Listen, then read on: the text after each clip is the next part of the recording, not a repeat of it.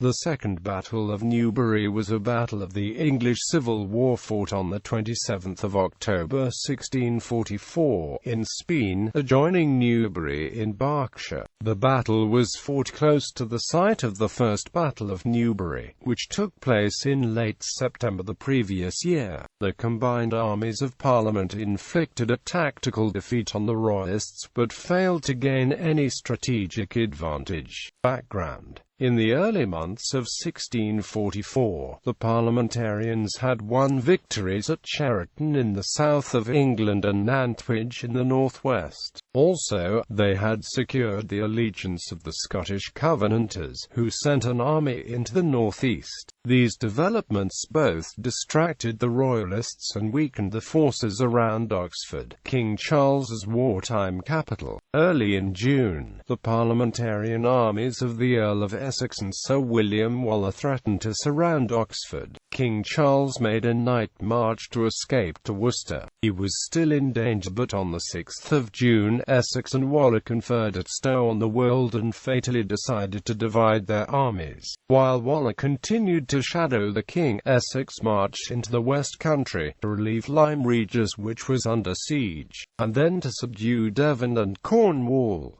This allowed the king to double back and return to Oxford to collect reinforcements. On the 29th of June, he then won a victory over Waller at Cropredy Bridge. Waller's army, most of which was unwilling to serve far from its home areas in London and the southeast, was subsequently crippled for several weeks by desertions and threatened mutinies. This allowed the king to march after Essex's army. Essex was soon trapped against the coast at Lostwithiel. He relied on support from the Parliamentarian navy, but contrary winds prevented the Parliamentarian ships leaving Portsmouth. Although Essex himself escaped in a fishing boat and his cavalry broke out of encirclement, the rest of his army was forced to surrender on the 2nd of September, losing their arms and equipment. The troops were paroled, but suffered severely from exposure and attacks by country people during the march to Portsmouth. Although they were re-equipped, only 4,000 infantry were fit for service. On the 2nd of July, however, the Covenanters and Parliamentarians in the north had defeated King Charles's nephew Prince Rupert at the Battle of Marston Moor. This victory gave them control of the north, and also released the army of the Eastern Association under the Earl of Manchester to serve in the south of England. Once the city of York surrendered on the 16th of July campaign. After the victory at Lostwithiel, King Charles first probed the Parliamentarian defences at Plymouth, then marched back across the southern counties of England to relieve several garrisons, which had been isolated while he had been campaigning in the west. He was joined briefly by Prince Rupert, who gave his account of his defeat at Marston Moor. Charles ordered Rupert to march into Gloucestershire in an attempt to draw some of the Parliamentarian armies after him. The Earl of Essex kept his three armies together, and the result of Rupert's manoeuvre was to divide the Royalist forces, rather than those of Parliament. On the 22nd of October, Charles relieved Donnington Castle. He knighted Lieutenant Colonel John Boys, the commander of its garrison, and promoted him to colonel. He hoped to relieve Basing House next, but the combined Parliamentarian armies were too strong for him to risk an advance. He therefore waited around Newbury for Rupert, and another detachment under the Earl of Northampton which had been sent to relieve Banbury, to rejoin him. Dispositions and Plans. Charles's army held three strong points: Donnington Castle north of Newbury, Shaw House east of the town, and the village of Speen to the west. The River Kennet prevented the Parliamentarians making any outflanking move to the south, but the small River Lambourne divided the Royalists at Speen and Newbury from those at Shaw and Donnington Castle. Shaw House and its grounds, which included Sumerian age embankments which were incorporated into the defences, were defended by Lord Astley. with 3 tertius or brigades of infantry under his son, Sir Bernard Astley, Colonel Thomas Blagg and Colonel George Lisle. Speen was held by Rupert's brother Prince Maurice, with a mixed detachment from the Royalist forces from the West Country. Charles's cavalry under George Lord Goring were in reserve. They were divided into 4 brigades under Goring himself, Lord Wentworth, the Earl of Cleveland and Sir Humphrey Bennet. The Earl of Brantford was the Lord General, and Charles's deputy Lord Hopton commanded the artillery. Early on the 26th of October, the combined parliamentarian armies advanced to Clay Hill, a few miles east of Newbury, where they set up an artillery battery. Intermittent exchanges of cannon fire took place throughout the day. Essex had been taken ill, and Waller and Manchester decided that a frontal attack on Donnington Castle and Shore House would be too costly. They opted instead to divide the forces. While Manchester demonstrated with 7,000 infantry against Shore House,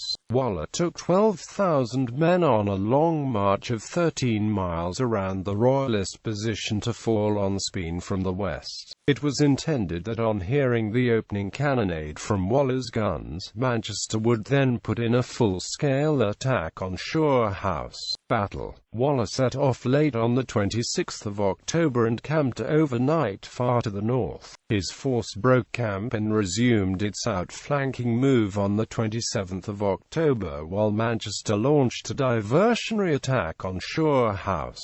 Although the Royalists at Donnington Castle observed Waller's movement, and even sent a small detachment of cavalry to harry his rearguard, the troops at Speen were not warned of the danger. Waller's force crossed to the south bank of the Lambourne at Boxford, and formed up and attacked at 3 o'clock in the afternoon, with cavalry under Oliver Cromwell on the left flank, infantry under Philip Skippon in the centre and cavalry under Sir William Balfour on the right. Maurice's forces had been dispersed to forage, and were caught unprepared. Although they repelled the first attack on Speen, the parliamentarian infantry rallied and stormed the village, capturing several cannon. Balfour routed Maurice's cavalry and also defeated the Earl of Cleveland's brigade, but was then checked by the fresh Queen's regiment of horse and musketeers under Sir Thomas Blagg lining hedges east of Speen. Cromwell was uncharacteristically slow in coming into action, and his wing was thrown back by a charge by Goring's remaining cavalry under Goring himself. The Earl of Manchester was slow to throw in his own attack, pleading that the noise of Waller's guns had not been heard over the exchanges of artillery fire at Shore House.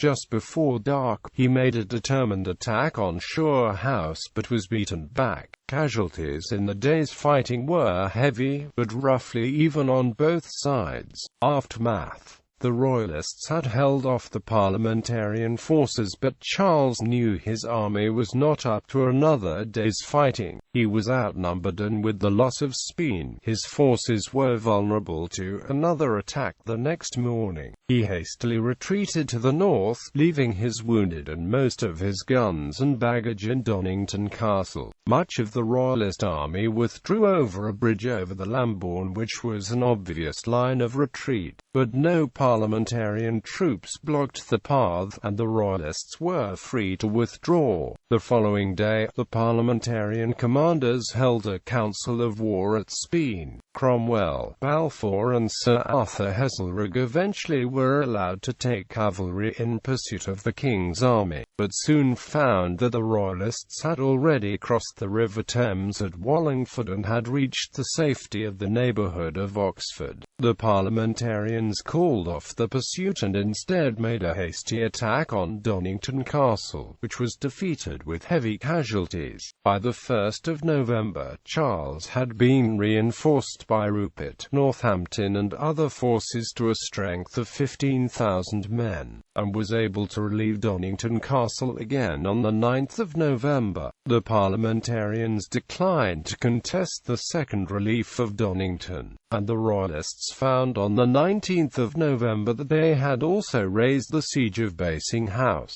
Charles thus ended the campaigning season with a notable success. The parliamentarian army's unwieldy council of war was divided. When the king offered battle on the 9th of November, Manchester made his famous remark that the king need not care how oft he fights. If we fight 100 times and beat him 99, he will be king still, but if he beats us but once, or the last time, we shall be hanged. We shall lose our estates, and do our posterities be undone. Cromwell, his lieutenant general, made the equally famous rejoinder, "If this be so, why did we take up arms at first? This is against fighting ever hereafter. If so, let us make peace, be it never so base." The dissatisfaction expressed by Cromwell and other parliamentarians over the failure to trap Charles after the battle and the subsequent half-hearted operations eventually resulted in the passing of the self-denying ordinance which deprived Essex, Waller and Manchester of the commands, and the formation of the new model army, with which Parliament gained victory the next year. Newbury was one of the few battles of the English Civil War in which an army attempted a wide outflanking move. Waller and Manchester took a risk in dividing their army, but were aware that they enjoyed superiority of numbers.